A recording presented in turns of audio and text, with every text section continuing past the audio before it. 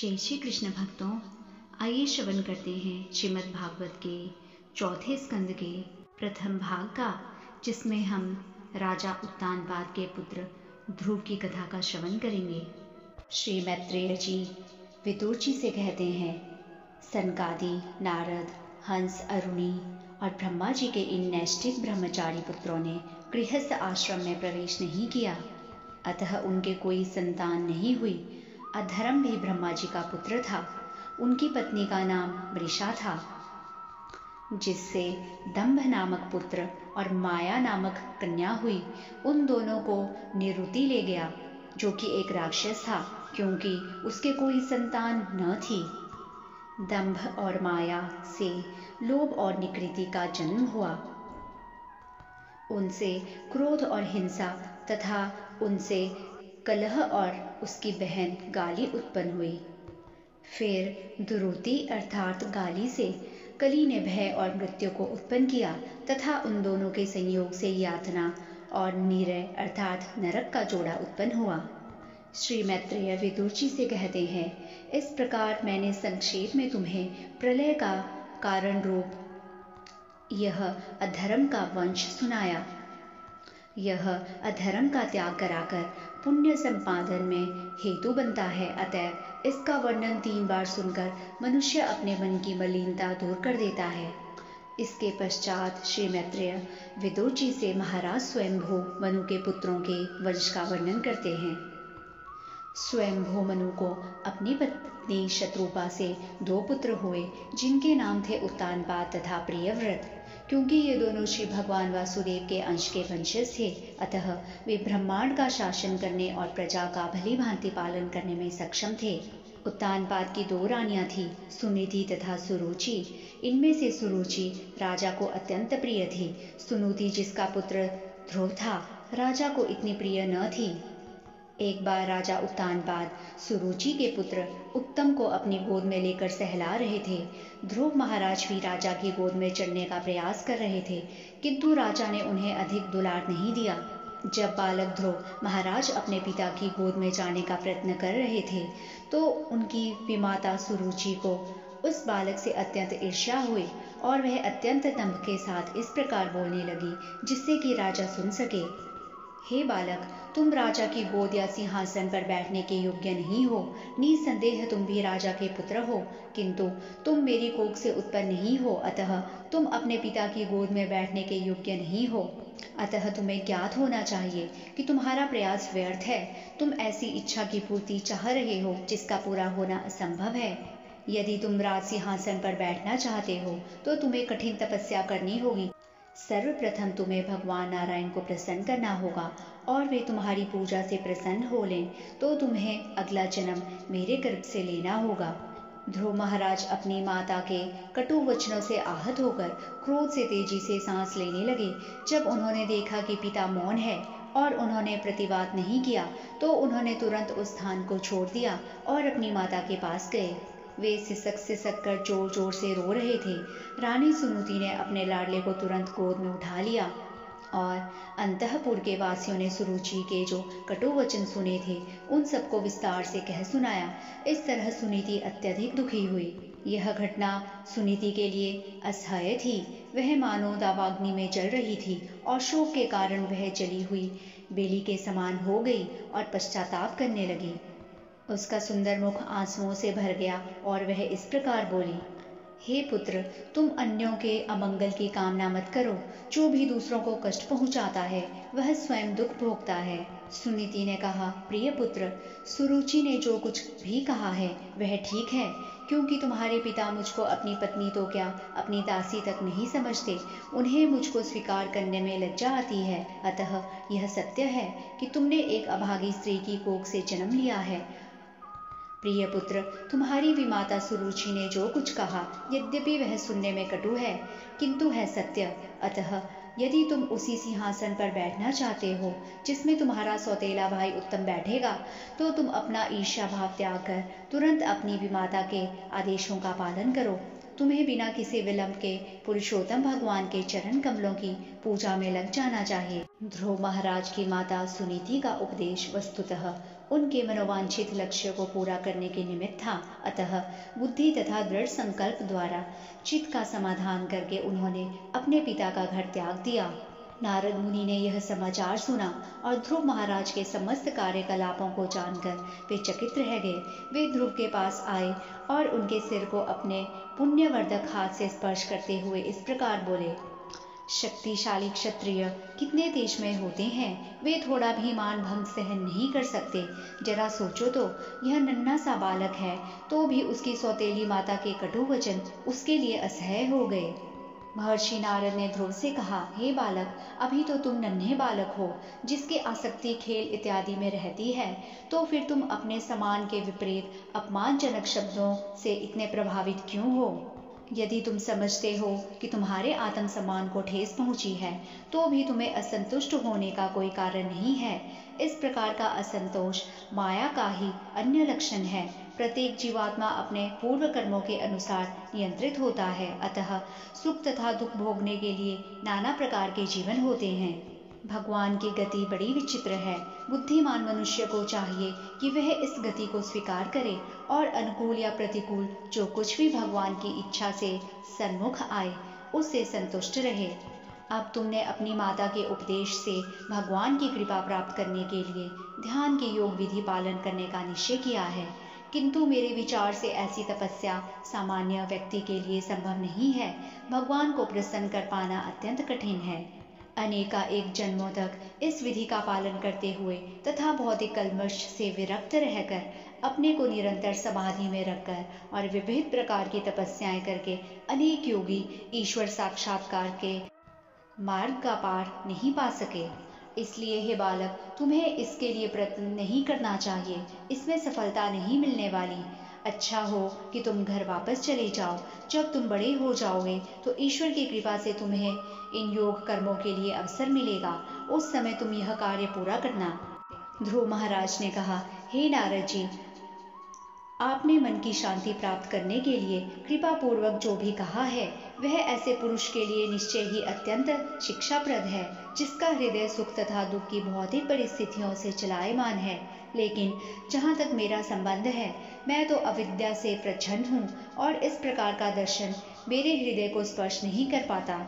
हे भगवान, मैं आपके उपदेशों को न मानने की धृष्टता कर रहा हूँ, किंतु यह मेरा दोष नहीं है। यह तो क्षत्रिय कुल में जन्म लेने के कारण है। मेरी विमाता सुरुचि ने मेरे हृदय को अपने कटु वचनों से क्षत विक्षत कर दिया है। अतः आपकी यह महत्वपूर्ण शिक्षा मेरे हृदय में टिक नहीं पा रही। हे विद्वान ब्राह्मण, मैं ऐसा पद ग्रहण करना चाहता हूँ जिसे अभी तक तीनों लोकों में किसी ने भी, यहाँ तक कि मेरे पिता तथा पितामह ने भी ग्रहण न किया हो। यदि आप अनुग्रहित कर सकें तो कृपा करके मुझे ऐसे सत्य मार्ग की सलाह दें जिसे अपना करके मैं अपने जीवन के लक्ष्य को प्राप्त कर सकूं। हे भगवान, आप ब्रह्मा के सुयोग्य पुत्र हैं और आप अपनी वीणा बजाते हुए समस्त विश्व के कल्याण हेतु विचरण करते रहते हैं। आप सूर्य के समान जो समस्त जीवों के लाभ के लिए ब्रह्मांड भर में चक्कर काटता रहता है। ध्रुव महाराज के शब्दों को सुनकर महापुरुष नारद मुनि उन पर अत्यधिक दयालु हो गए और अपनी अहेतु की कृपा दिखाने के उद्देश्य से उन्होंने उपदेश दिया। तुम्हारी माता सुनीति ने भगवान की भक्ति के पथ का अनुसरण करने के लिए जो उपदेश दिया है वह तुम्हारे लिए सर्वथा अनुकूल है। अतः तुम्हें भगवान की भक्ति में पूर्ण रूप से निमग्न हो जाना चाहिए। जो व्यक्ति धर्म, अर्थ, काम तथा मोक्ष इन 4 पुरुषार्थों की कामना करता है, उसे चाहिए कि पूर्ण पुरुषोत्तम भगवान की भक्ति में अपने आप को लगाए, क्योंकि उनके चरण कमलों की पूजा से इन सब की पूर्ति होती है। हे बालक, तुम्हारा कल्याण हो। तुम यमुना के तट पर जाओ, जहाँ पर मधुवन नामक विख्यात जंगल है, और वहीं पर पवित्र हो। वहां जाने से ही मनुष्य वृंदावनवासी भगवान के निकट पहुंचता है। नारद मुनि ने उपदेश दिया, हे बालक, यमुना नदी अथवा कालिंदी में जल में तुम नित्य 3 बार स्नान करना, क्योंकि यह जल शुभ, पवित्र एवं स्वच्छ है। स्नान के पश्चात अष्टांग योग के आवश्यक अनुष्ठान करना और तब शांत मुद्रा में अपने आसन पर बैठ जाना।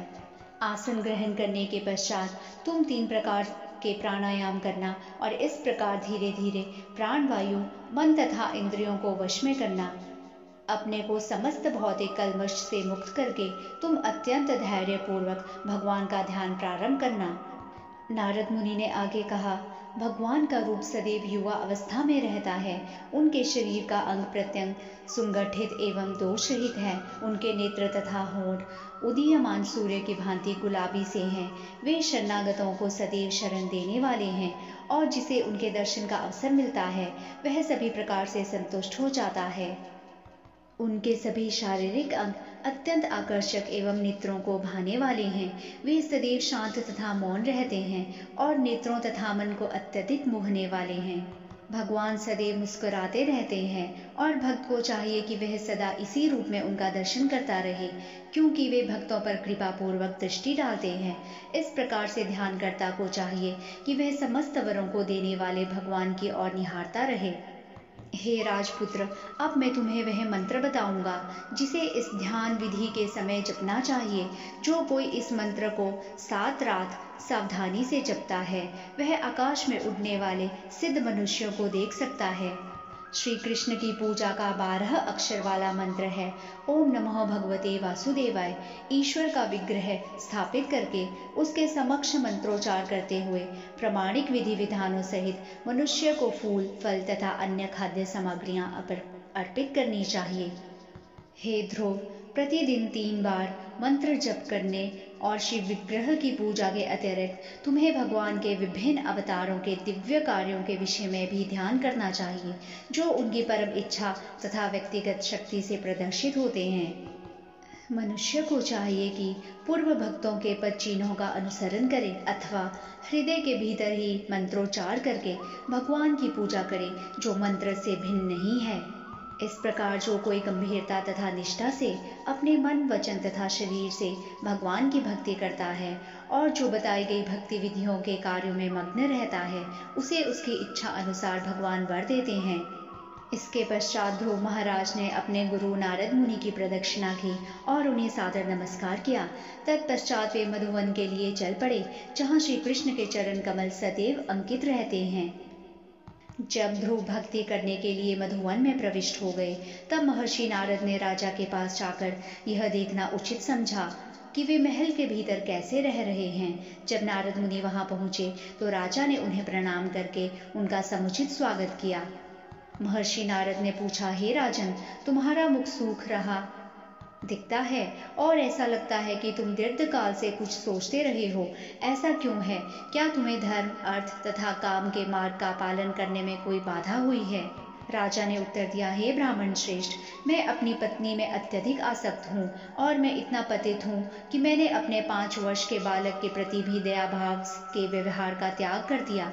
मैंने उसे महात्मा तथा महान भक्त होते हुए भी माता सहित निर्वासित कर दिया है। हे ब्राह्मण, मेरे पुत्र का मुख कमल के फूल के समान था। मैं उसकी दयनीय दशा के विषय में सोच रहा हूँ। वह असुरक्षित और अत्यंत भूखा होगा। वह जंगल में कहीं लेटा होगा और भेड़ियों ने झपट करके उसका शरीर काट खा लिया होगा। मैं कितना क्रूर हूँ। वह बालक प्रेमवश मेरी गोद में चढ़ना चाहता था, किंतु मैंने न तो उसको आने दिया, न उसे एक क्षण भी दुलारा। जरा सोचिए कि मैं कितना कठोर हृदय हूँ। महर्षि नारद ने उत्तर दिया, हे राजन, तुम अपने पुत्र के लिए शोक मत करो। वह भगवान द्वारा पूर्ण रूप से रक्षित है। यद्यपि तुम्हें उसके प्रभाव के विषय में सही जानकारी नहीं है, किंतु उसकी ख्याति पहले ही संसार भर में फैल चुकी है। तुम्हारा पुत्र अत्यंत समर्थ है। वह ऐसे कार्य करेगा जो बड़े बड़े राजा तथा साधु भी नहीं कर पाते। वह शीघ्र ही अपना कार्य करके वो घर वापस आएगा। तुम यह भी जान लो कि वह तुम्हारी ख्याति को सारे संसार में फैलाएगा। नारद मुनि से उपदेश प्राप्त करने के बाद राजा उत्तानपाद ने अपने अत्यंत विशाल एवं ऐश्वर्य राज्य के सारे कार्य छोड़ कर दिए और केवल अपने पुत्र ध्रुव के विषय में ही सोचने लगे। इधर ध्रुव महाराज ने मधुवन पहुंचकर यमुना नदी में स्नान किया और उस रात्रि को अत्यंत मनोयोग से उपवास किया। तत्पश्चात वे नारद मुनि द्वारा बताई गई विधि से भगवान की आराधना में मग्न हो गए। ध्रुव महाराज ने पहले महीने में अपने शरीर की रक्षा निर्वाह हेतु हर तीसरे दिन केवल कैंथे तथा बैर का भोजन किया और इस प्रकार से वे भगवान की पूजा को आगे बढ़ाते रहे। दूसरे महीने में महाराज ध्रुव 6 दिन बाद खाने लगे। शुष्क घास तथा पत्ते ही उनके खाद्य पदार्थ थे। इस प्रकार उन्होंने अपनी पूजा चालू रखी। तीसरे महीने में वे प्रत्येक 9वें दिन केवल जल ही पीते। इस प्रकार वे पूर्ण रूप से समाधि में रहते हुए पुण्य लोक भगवान की पूजा करते रहे। चौथे महीने में ध्रुव महाराज प्राणायाम में पटु हो गए और इस प्रकार प्रत्येक 12वें दिन वायु को श्वास से भीतर ले जाते। इस प्रकार अपने स्थान पर पूर्ण रूप से स्थिर होकर उन्होंने भगवान की पूजा की। 5वें महीने में राजपुत्र महाराज ध्रुव ने श्वास रोकने पर ऐसा नियंत्रण प्राप्त कर लिया कि वे एक ही पांव पर खड़े रहने में समर्थ हो गए, मानो कोई अचल ढूंढ हो। इस प्रकार उन्होंने परब्रह्म में अपने मन को केंद्रित कर लिया। उन्होंने अपनी इंद्रियों तथा उनके विषयों पर पूर्ण नियंत्रण प्राप्त कर लिया और इस तरह अपने मन को चारों ओर से खींचकर भगवान के रूप में स्थिर कर दिया। इस प्रकार जब ध्रुव महाराज ने समग्र भौतिक सृष्टि के आश्रय तथा समस्त जीवात्माओं के स्वामी भगवान को अपने वश में कर लिया तो तीनों लोग हिलने लगे। राजपुत्र ध्रुव महाराज अपने एक पांव पर अविचलित भाव से खड़े रहे तो उनके पांवों के भार से आधी पृथ्वी उसी प्रकार नीचे चली गई, जिस प्रकार की हाथी के चढ़ने से पानी में उसके प्रत्येक कदम से नाव कभी दाएं हिलती है तो कभी बाएं।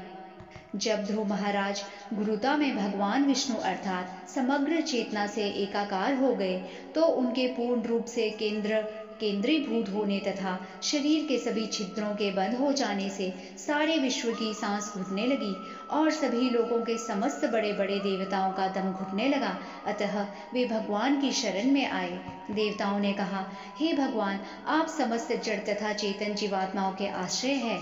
हमें लग रहा है कि सभी जीवों का दम घुट रहा है और उनकी श्वास क्रिया अवरोध हो गई है। हमें ऐसा अनुभव कभी नहीं हुआ। आप सभी शरणागतों के चरम आश्रय हैं, अतः हम आपके पास आए हैं। कृपया हमें इस संकट से उबारिए। श्री भगवान ने उत्तर दिया, तुम इससे विचलित न हो। यह राजा उत्तानपाद के पुत्र की कठोर तपस्या तथा दृढ़ निश्चय के कारण हुआ है, जो इस समय मेरे चिंतन में पूर्णतया लीन है। उसी ने सारे ब्रह्मांड की श्वास क्रिया को रोक दिया है। तुम लोग अपने अपने घर सुरक्षा पूर्वक जा सकते हो। मैं उस बालक को कठिन तपस्या करने से रोक दूंगा तो तुम इस परिस्थिति से उभर जाओगे। तब भगवान, जो साक्षात सहस्त्र शीर्ष अवतार हैं, गरुड़ पर सवार हुए अपने दास ध्रुव को देखने के लिए मधुवन गए। ध्रुव महाराज अपने प्रखर योगाभ्यास के समय भगवान के जिस बिजली सदृश तेजवान रूप के ध्यान में निमग्न थे, वह सहसा विलीन हो गया। फलतः ध्रुव अत्यंत विचलित हो उठे और उनका ध्यान टूट गया। किंतु जैसे ही उन्होंने अपने नेत्र खोले, वैसे ही उन्होंने अपने समक्ष पूर्ण पुरुषोत्तम भगवान को उसी रूप में साक्षात उपस्थित देखा, जिस रूप का दर्शन वे अपने हृदय में कर रहे थे। वे अत्यंत विह्वल हो उठे और उन्होंने उनका सादर अभिवादन किया। वे उनके समक्ष दंड के समान गिर पड़े और भगवत प्रेम में मग्न हो गए। आनंद में ध्रुव महाराज भगवान को इस प्रकार देख रहे थे मानो उन्हें आंखों से पी रहे हों, उनके चरण कमलों को अपने मुख से चूम रहे हों और उन्हें अपनी भुजाओं में भर रहे हों। यद्यपि ध्रुव महाराज छोटे से बालक थे, किंतु वे उपयुक्त शब्दों से भगवान की स्तुति करना चाह रहे थे, किंतु अनुभवहीन होने के कारण वे तुरंत अपने को संभाल नहीं सके। प्रत्येक हृदय में वास करने वाले भगवान ध्रुव महाराज की विषम स्थिति को समझ गए। अतः अपनी अहेतुकी कृपा से उन्होंने अपने समक्ष हाथ जोड़कर खड़े हुए ध्रुव महाराज के मस्तक पर अपना शंख छुआ दिया। उस समय ध्रुव महाराज को वैदिक निष्कर्ष का पूर्ण ज्ञान हो गया और वे परम सत्य तथा सभी जीवात्माओं से उनके संबंध को जान गए। भगवान के सेवा भाव के अनुसार विश्व विख्यात ध्रुव ने, जिन्हें शीघ्र ही ऐसे लोक की प्राप्ति होने वाली थी जो कभी भी यहाँ तक कि प्रलय काल में विनिष्ट न होने वाला था, सहज भाव से सौदेश्य व निर्णयात्मक स्तुति की। ध्रुव महाराज ने कहा, हे भगवान, आप सर्वशक्तिमान हैं। मेरे अंतःकरण में प्रविष्ट होकर आपने मेरी सभी सोई हुई इंद्रियों को, हाथों, पांव, प्राण तथा मेरी वाणी को जागृत कर दिया। मैं आपको सादर नमस्कार करता हूँ। ध्रुव महाराज ने आगे कहा, हे अनंत भगवान, कृपया मुझे आशीर्वाद दें जिससे मैं उन महान भक्तों की संगति कर सकूं जो आपकी दिव्य प्रेमा भक्ति में उसी प्रकार निरंतर लगे रहते हैं जिस प्रकार नदी की तरंगें लगातार बहती रहती है। भगवान ने ध्रुव से कहा, हे राजपुत्र, तुमने पवित्र व्रतों का पालन किया है और मैं तुम्हारी आंतरिक इच्छा भी जानता हूँ। यद्यपि तुम अत्यंत महत्वाकांक्षी हो और तुम्हारी इच्छा को पूरा कर पाना कठिन है, तो भी मैं उसे पूरा करूँगा, तुम्हारा कल्याण हो। भगवान ने कहा, हे ध्रुव, मैं तुम्हें ध्रुव नामक देदीप्यमान ग्रह प्रदान करूँगा, जो कल्पांत में प्रलय के बाद भी अस्तित्व में रहेगा। अभी तक उस ग्रह में किसी ने राज्य नहीं किया है तथा वह समस्त और मंडल ग्रहों तथा नक्षत्रों से घिरा हुआ है। आकाश में सभी ज्योतिष इसी ग्रह की प्रदक्षिणा करते हैं। जिस प्रकार के अनाज को कूटने के लिए सारे बैल एक केंद्रीय लट्ठे के चारों ओर चक्कर लगाते हैं, धर्म, अग्नि, कश्यप तथा शुक्र जैसे ऋषियों द्वारा बसाए गए सभी तारे ध्रुव तारे को अपनी दाईं ओर रखकर उसकी परिक्रमा करते हैं, जो अन्यों के विनिष्ट हो जाने पर भी इसी प्रकार बना रहता है। जब तुम्हारे पिता तुम्हें अपने राज्य का शासन देकर जंगल के लिए प्रस्थान करेंगे, तो तुम लगातार 36,000 वर्षों तक सारे संसार पर राज्य करोगे और तुम्हारी सारी इंद्रियां उतनी ही शक्तिशाली बनी रहेंगी जितनी कि वे आज हैं। तुम कभी वृद्ध नहीं होंगे। निकट भविष्य में तुम्हारा भाई उत्तम जंगल में शिकार करने जाएगा और जब वह शिकार में मग्न रहेगा तो मार डाला जाएगा। तुम्हारी विमाता सुरुचि अपने पुत्र की मृत्यु से पागल होकर उसकी खोज करने जंगल में जाएगी, किंतु वहां वह दावाग्नि में मारी जाएगी। मैं समस्त यज्ञों का हृदय हूँ। तुम अनेक बड़े बड़े यज्ञ संपन्न करोगे और प्रचुर दान भी दोगे। इस प्रकार तुम इस जीवन में भौतिक सुख के वरदान को भोग सकोगे और अपनी मृत्यु के समय तुम मेरा स्मरण कर सकोगे। हे ध्रुव, इस देह में अपने भौतिक जीवन के पश्चात तुम मेरे लोक को जाओगे, जो अन्य समस्त लोकों के वासियों द्वारा सदैव वंदनीय है।